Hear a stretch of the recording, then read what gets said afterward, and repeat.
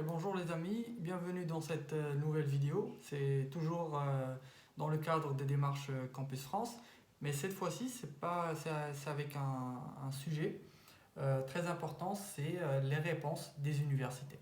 Donc tout le monde actuellement, la majorité d'entre vous, donc vous avez soumis votre dossier, vous avez passé l'entretien campus. Si vous n'avez pas encore passé l'entretien, n'hésitez pas à regarder la vidéo que j'ai déjà fait sur comment passer l'entretien campus, ça peut vous aider. Et donc actuellement, on est en train d'attendre les réponses des universités. Donc, ce qu'on va voir dans cette vidéo, donc elle sera divisée en trois parties. La première, donc on va regarder la période des réponses, quand est-ce qu'on aura des réponses des universités et des écoles. Ensuite, on va regarder comment les universités et les écoles vont examiner les dossiers ou bien comment ils vont les évaluer. Et la troisième des choses, et c'est la plus importante, je vais vous donner un astuce aujourd'hui qui vous permettra d'augmenter vos chances pour être accepté. Qu'est-ce que vous pouvez faire actuellement pour augmenter les chances d'être accepté? Voilà, donc si vous voulez ça, n'hésitez pas à rester jusqu'à la fin de cette vidéo et de liker surtout la vidéo. Ok, donc on commence. Donc la première chose, c'est quand est-ce que tout le monde me pose actuellement la question, quand est-ce qu'on aura des réponses? Les réponses ont commencé, non, pas encore pour les autres, etc. Donc sachez que une fois vous passez l'entretien campus, votre dossier est validé et ensuite envoyé vers les universités. Donc s'il s'agit des écoles, donc le traitement de votre dossier sera plus rapide que les universités. Pourquoi? Parce que les écoles, en fait, il y en a certains qui font des entretiens, donc ils doivent préparer ça à l'avance pour avoir des entretiens dans les plus brefs délais. Donc ceux qui ont postulé à des écoles, comme l'INSA par exemple, d'autres écoles d'ingénieurs en France, donc peut-être ils commenceront dès le mois de février, ce mois-ci, d'avoir des réponses. Après, donc il y a d'autres universités, ça dépend les filières, les chefs de filière, donc ils commencent actuellement à regarder les dossiers pour sélectionner les meilleurs candidats, etc. Et donc, on peut avoir aussi des réponses dès le mois de février. Par contre, il faut savoir que si on n'a pas de réponse actuellement, sachez qu'il y en a des universités qui commencent les traitements des dossiers ou bien des lots de dossiers qui arrivent de Campus France jusqu'au mois de mai et mois de juin. Donc, vous pouvez avoir une réponse en mois de juin ou juillet, c'est pas étonnant et pas mal de personnes ont eu des réponses en mois de juin-juillet. Donc, ne paniquez pas. Un petit conseil que je peux vous donner aussi, c'est pour les personnes qui ont eu une réponse maintenant, au mois de février, une réponse positive. Ne vous précipitez pas, donc ça c'est la première des choses. Donc si vous êtes quelqu'un qui a eu une acceptation par rapport à la formation qui lui plaît, donc ce que je vous encourage, c'est d'aller regarder encore une fois, vous avez une chance avant de valider votre dossier. Donc si vous êtes sûr et certain, valider votre dossier et passer aux autres démarches. Par contre, pour les gens qui ont eu juste une réponse positive, mais ce n'est pas vraiment leur premier choix, attendez quand même, mais n'attendez pas jusqu'au mois de juin et juillet pour faire une démarche de visa en août. Pourquoi? Parce que vous serez un peu dans le flot de demandes. Donc ce que je vous conseille, c'est d'arriver au mois de mai, au mois de juin. Ça, c'est l'idéal, de valider votre dossier et commencer les démarches pour faire une demande de visa au mois de juillet. Ça, c'est l'idéal. Voilà donc pour la première partie. Donc la deuxième partie, j'ai dit qu'on va parler de comment les universités vont examiner votre dossier. Donc le dossier est généralement examiné sous 3 ou 4 parties, généralement. Donc la première des choses, et une fois que le dossier est arrivé dans les mains des chefs de filière, donc ce qu'on regarde le plus, c'est vos parcours. Donc, premièrement, il faut savoir que le chef de filière va regarder votre parcours, va examiner votre parcours et va faire une analyse entre le parcours que vous avez eu jusqu'à présent et la formation qu'il propose. Donc, il va regarder est-ce que vous avez les bases nécessaires par rapport aux modules que vous avez eu dans votre parcours. Est-ce qu'il y a une continuité ou bien une suite logique par rapport à ce que lui, il propose dans le cadre de sa formation, et il veut juste s'assurer qu'il n'y aura pas un échec, il n'y aura pas une possibilité d'échec dans sa formation. Parce qu'il faut savoir que les chefs de filière, ils sont notés à la fin de l'année par rapport au pourcentage de réussite. Donc ça, c'est très important.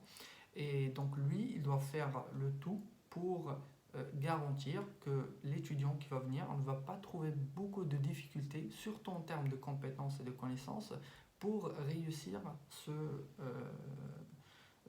cette formation. Ça, c'est la première des choses. La deuxième, c'est le test de langue. Même si vous avez, par exemple, un bon parcours, une bonne adéquation avec la formation dont vous avez postulé, mais si malheureusement vous avez un TCF qui a un B1 par exemple, ça sera un peu difficile d'accepter cette personne parce qu'il ne va pas comprendre. Peut-être il a eu ces résultats-là dans son parcours par rapport à la langue enseignée dans le pays, mais par rapport à la langue française, donc il faut avoir un minimum pour comprendre les cours et comprendre ce que le professeur va vous enseigner. Donc pour moi, je dis que normalement un B1 ça passe, mais obligatoirement il doit dépasser les 350 points. Donc si vous ne dépassez pas les 350 points, je vous invite à faire autre chose, donc à refaire votre TCF, mais n'arrêtez pas la procédure bien sûr, continuez, vous n'allez perdre rien, mais vous avez plus de chances d'avoir une acceptation avec un TCF plus de 350. Bien sûr et bien évidemment, ça dépend les filières. Si vous êtes dans une filière économique, etc., et finance, B1, c'est pas acceptable, il faut avoir un B2 et un C1. Mais si vous êtes, par exemple, dans un domaine technique, le B1, il peut être accepté, et généralement, on accepte des B1 avec 380, 399, etc. Voilà, donc ça, c'est la deuxième partie. Et la troisième et la dernière partie, c'est en fait de regarder par rapport à l'entretien que vous avez passé, quelles sont vos motivations et surtout aussi la motivation que vous avez écrite dans votre compte Campus France. Donc dans cette motivation, il va regarder qu'est-ce que vous voulez faire après et qu'est-ce qui vous motive pour venir étudier dans sa formation. Donc ça, c'était la deuxième partie, et donc on va finir avec la troisième partie, et c'est la plus importante. Donc je vous ai dit qu'on va parler d'un petit astuce que j'ai utilisé avec plusieurs personnes que j'ai suivies. Donc ce qu'on faisait, c'est que une fois on a passé l'entretien, on a passé notre dossier est parti vers les universités. Donc ce qu'on fait, c'est qu'on prend chaque université et bien chaque formation, on rentre sur le site et on récupère l'adresse mail du chef de filière, et donc on envoie un petit email. Donc dans cet email, déjà avant de vous dire qu'est-ce qui doit être dans cet email, on doit savoir pourquoi on va envoyer cet email. Donc l'objectif, en fait, c'est d'envoyer cet email pour attirer l'attention du chef de filière. Donc ce professeur, on va attirer son attention et lui dire qu'on est là, on est motivé et on veut bien venir chez vous. Donc si votre mail est bien fait, vous allez bien sûr attirer l'attention. Pourquoi ? Parce qu'une fois qu'il va prendre en main les dossiers, Dès qu'il arrivera sur votre dossier, il va se souvenir que vous avez contacté cette personne. Et je vous assure que ça a marché avec pas mal de personnes. Il y en a même des personnes, parmi eux, il y en a des personnes que je connais très très bien, et donc qu'ils ont eu une réponse par rapport à ce mail. Donc le chef de filière a répondu à ce mail en disant que votre profil est intéressant et on va vous donner une réponse avec via Campus France. Et par la suite, ils ont eu une réponse positive. Donc, ce qu'il faut mettre dans ce mail, donc premièrement, il faut brièvement présenter-vous, donc se présenter brièvement. Pourquoi? Parce qu'il a tout, donc il a déjà tout dans votre dossier. Donc n'hésitez pas dans ce mail à insister sur les points forts de votre dossier. Si vous avez par exemple, vous allez faire une petite présentation d'une ligne ou deux, qui êtes-vous, vous êtes en quelle formation, etc. Et directement attaquer pour valoriser les points forts que vous avez dans votre dossier. Par exemple, si vous avez des matières que vous avez passées et que vous avez réussi avec une très bonne note, n'hésitez pas à les mentionner et mentionner ces notes-là. Et après faire le lien avec la continuité de ce module, ou bien en quoi va me servir ce module pour réussir un autre module, ou bien réussir la formation que vous envisagez. Donc ça, c'est la première des choses. Donc c'est de faire un peu le lien entre ce que vous avez fait et ce que vous faites, et ce que vous allez faire dans cette formation. Et ensuite, valoriser votre assiduité et votre motivation pour que cette personne-là sent votre sérieux et aussi va sentir que vous avez choisi cette formation et que vous êtes convaincu que c'est la formation qu'il vous faut. Donc il n'a pas à aller vérifier ce critère parce que vous avez envoyé un email, vous avez insisté, vous avez fait une preuve que vous êtes motivé et que vous êtes intéressé. Donc lui aussi, il a besoin des personnes responsables et motivées comme vous, bien sûr. Donc voilà, donc ça c'est une astuce qui est très important et que pas mal de personnes l'ont utilisé, et je le recommande à chaque fois que je suis avec des personnes qui veulent venir en France pour étudier. Et voilà, c'est pour la première fois que je vous partage cette information ou cette astuce-là.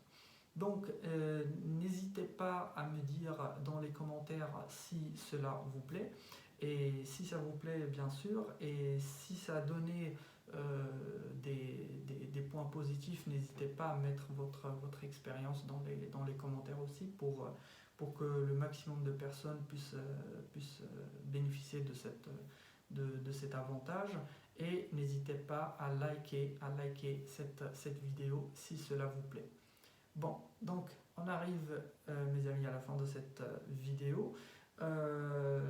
Je vais bien sûr préparer d'autres vidéos qui vont vous intéresser. Donc je vais bientôt parler par rapport au Parcoursup.